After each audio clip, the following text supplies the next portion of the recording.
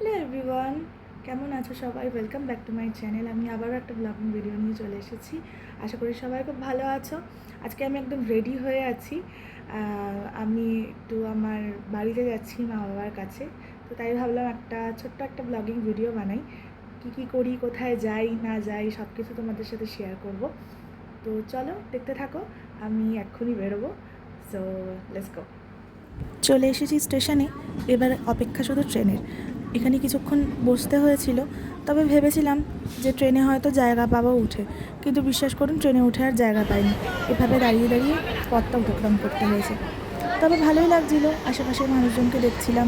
আসলে এভাবে ব্লগিং করা আমার কখনো হয়ে ওঠে না। আমি রাস্তায় এরকম ব্লগিং করতে পারি না, আমার একটু আনইজি ফিল হয়। আশা করি আগামী দিনেও ব্যাপারগুলো কেটে যাবে।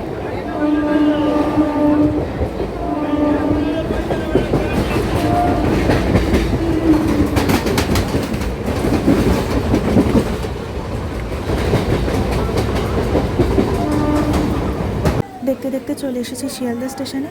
এবার এখান থেকে আমি আমার নর্থের ট্রেন ধরবো। তো মোটামুটি খুব একটা ফাঁকা ছিল না, তবে এই সময়টা একটু ব্যস্ত থাকে সবাই। অফিস থেকে ফেরার তারা সবাই সবার বাড়ি যাবে, তো একটু ভিড় থাকে। তবে আমার ক্ষেত্রে খুব একটা অসুবিধা হয় না, আমার কাছে এগুলো খুবই নর্মাল একটা ব্যাপার হয়ে দাঁড়িয়েছে।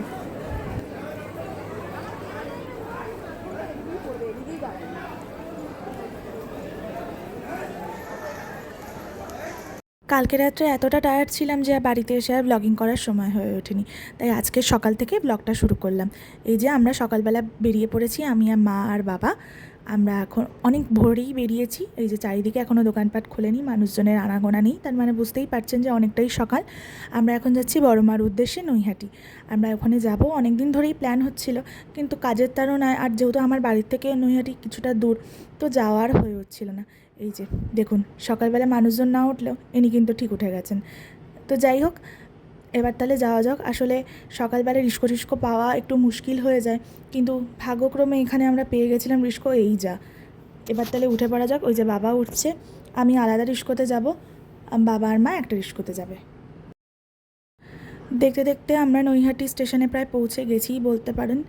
এই যে নৈহাটি স্টেশনে এবার ঢুকবে।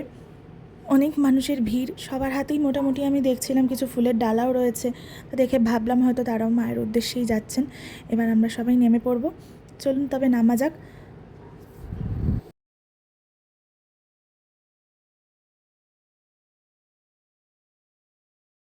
প্রথমে নৈহাটি স্টেশনে নেমে বুঝতে পারছিলাম না কোন দিকটা দিয়ে যেতে হবে, একটু কনফিউজ ছিলাম। তারপর যাই হোক, বাবা বলল সামনের দিক থেকে এগিয়ে চলো, ওখান থেকে যাওয়া যাবে। তো সেই মতো আমরা হাঁটা শুরু করলাম, আর সামনে এতটা হেঁটে যেতে হয়েছে। আসলে আমাদের মনে হয়েছিল হয়তো পিছন দিকে উঠলে হয়তো ব্যাপারটা অনেক সুবিধাজনক হবে, কিন্তু সেটা তো হলো না। আমাদেরকে উল্টে আরও অনেকটা স্টেশনে নেমে হাঁটতে হলো। তো যাই হোক, হাঁটতে হাঁটতে আমরা সেই একেবারে ওই দূরে দেখতে পাচ্ছেন ওই জায়গাটা, লাইনটা ক্রস করতে হবে। আমিও হেঁটে হেঁটে যাচ্ছি, মা বাবা পিছনে রয়েছে। অনেকটাই হাঁটতে হলো। আমার ক্ষেত্রে তো খুব একটা অসুবিধা হয় না, কিন্তু বাবার ক্ষেত্রে একটু অসুবিধা হয়ে যায়। বাবার যেহেতু কোমরের সমস্যা রয়েছে, তাই আমি বলছিলাম যে একটু আগের থেকে যদি জেনে আসতে পারতাম যে কোথা দিয়ে উঠতে হবে, তাহলে হয়তো ভালো হতো। কী আর করা যাবে। এইভাবে আমরা এখান থেকে লাইনটা পার হয়েছিলাম। আর এই দেখুন, লাইন পার হতে হতে কী সুন্দর ফুলগুলো দেখেছেন হয়ে আছে, দেখলেই মনটা ভরে যায়।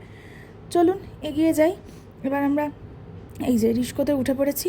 রিস্কো ঠিক নয়, এটা টোটো। আসলে এখান থেকে মায়ের জায়গাটা খুব একটা দূরে নয়, তবে বাবার একটু হাঁটতে কষ্ট হচ্ছিল, বাবা তো হাঁটতে খুব একটা পারে না।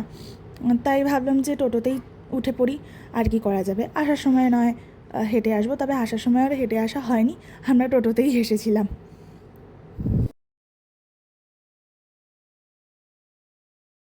রাস্তাটা খুব কম মনে হলেও একেবারে যে খুব কম তা কিন্তু নয়। তো অনেকটাই কিন্তু আমাদের হেঁটে আসতে হতো যদি আমরা হেঁটে আসতাম। টোটোটা ছিল এই ভরসা। তো আমরা আগের থেকে ফুল কিনবো বলে দোকান খুঁজছিলাম, কিন্তু প্রত্যেকটা দোকানেই আজকে বড্ড ভিড়, যেহেতু আজকে শনিবার। তো এখানে একটা ফাঁকা দোকান আগে পেয়েছি, এখানেই আমরা টোটোটা দাঁড় করালাম। এখান থেকে আমরা ফুল নিয়ে এবং আমাদের জুতোগুলো রেখে আমরা আগের উদ্দেশ্যে বেরিয়ে যাব।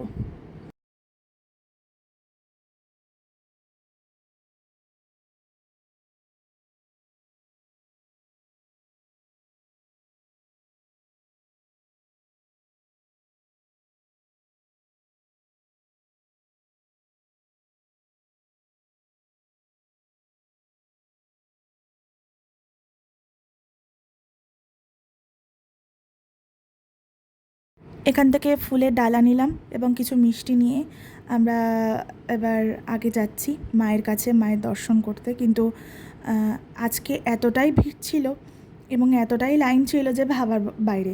আমরা যখন গেছি তখনও পর্যন্ত গেট খোলেনি। এই দেখুন ভিড় শুরু হয়েছে, দেখুন শুধু একবার দেখুন যে মায়ের কাছে কত ভক্তদের আগমন, মা যে কতটা ক্ষমতাশালী এবং কতটা প্রভাবশালী, মানুষের কাছে যে মায়ের গুরুত্ব কতটা, সেটা এই লাইনটা দেখলেই বোঝা যায়। কত মানুষের আনাগোনা, কত মানুষের কত কামনা, কত ইচ্ছে, সব কিছু মাকে ঘিরে। তাই জন্যই তো সকাল থেকে মানুষ এখানে চলে এসেছে। আমরা কিন্তু অনেক তাড়াতাড়ি এসেছি, কিন্তু তারও আগে আমাদের আগে অনেক মানুষেরা এসে লাইন দিয়েছেন। লাইন তো আর শেষ হচ্ছে না, প্রায় 1 কিলোমিটার মতন আমাদের শুধু হাঁটতে হয়েছে লাইন দেওয়ার জন্য, তারপরে গিয়ে আমরা লাইন দিতে পেরেছি।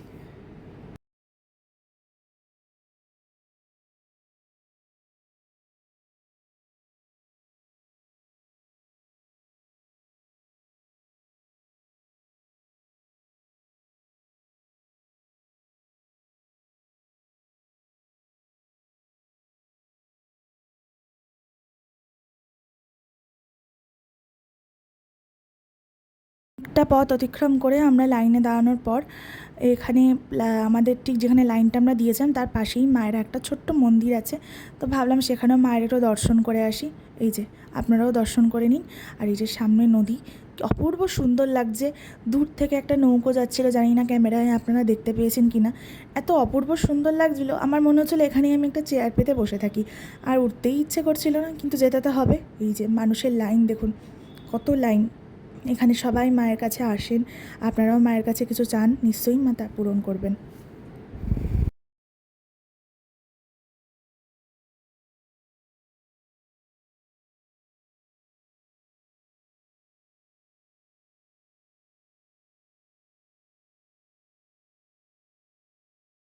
মানুষের মনে কত ইচ্ছে, কত কত কিছু বলার থাকে মাকে, তাই না?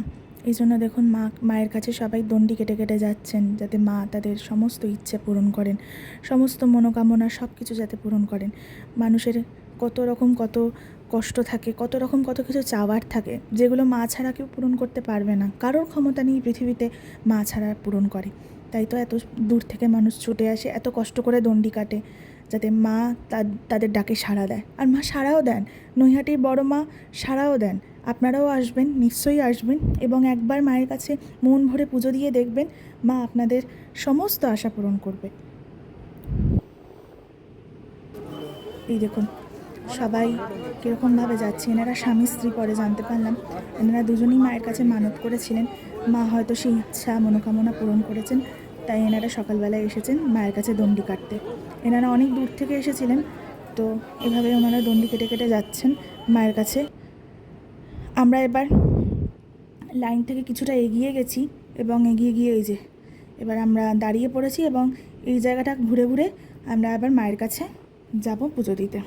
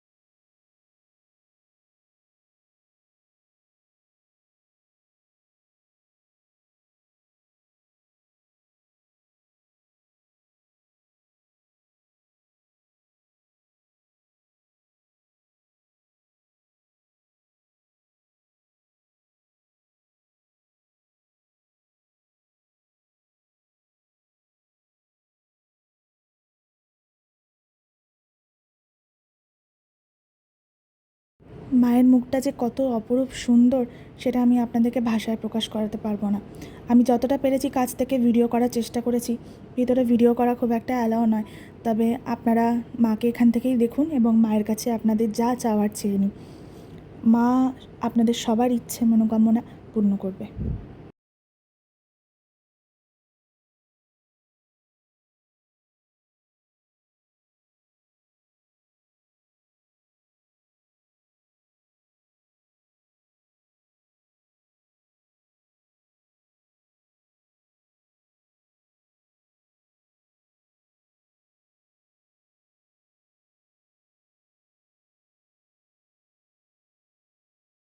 এরপর এখান থেকে বেরিয়ে এই যে লুচি আর ছোলার ডাল চলে এসছে। আসলে এটা লুচি ছিল না, এটা পুরি টাইপের অন্য কিছু ছিল। আর আমি এখানে বলছিলাম মাকে বাবাকে একটু খাইয়ে দিতে, তাহলে আমি একটা ভিডিও করব। মা তো কিছুতেই খাইয়ে দেবে না, তারপর জোরাজোরি করাতে বললো ঠিক আছে আমি একটা বাইটই খাওয়াবো, বাবাও খেতে চাইছিল না। তাই আমি বললাম আমার ভিডিওর জন্য এইটুকু অন্তত করে দাও। তারপরে দুজনেই খেয়েছে আসলে। তো যাই হোক, আমি প্রথমে তো ভেবেছিলাম টোটো করে যাব না, হেঁটেই যাব, কিন্তু বাবা বললো আমি আর পারছি না, এতক্ষণ লাইনে দাঁড়ানো ছিলাম প্রায় 1.5 ঘন্টা, টোটো করেই চ। তারপর যাই হোক কথা মতো তাই টোটো করেই আমরা বাড়ির উদ্দেশ্যে রওনা দিলাম। বাড়ির উদ্দেশ্যে না, আসলে স্টেশনের উদ্দেশ্যে রওনা দিলাম, এরপর ট্রেনে করে বাড়ি যাব।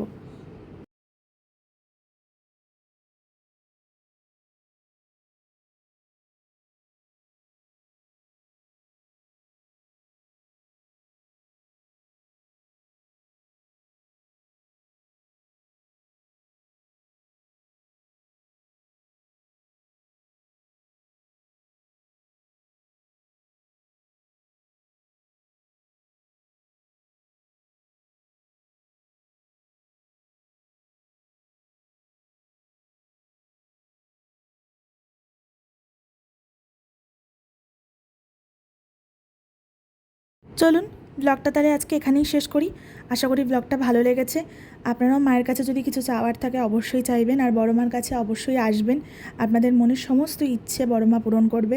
ভক্তি ভরে মন থেকে যদি বড় মায়ের কাছে কিছু চাওয়া হয়, মা কখনো সেটা ফিরিয়ে দেন না। আপনারাও আসবেন, এত মানুষের ভিড়, এত মানুষের ইচ্ছা আকাঙ্ক্ষা কখনো মা ফিরিয়ে দেয় না। থাকবেন, চ্যানেলটিকে সাবস্ক্রাইব করবেন।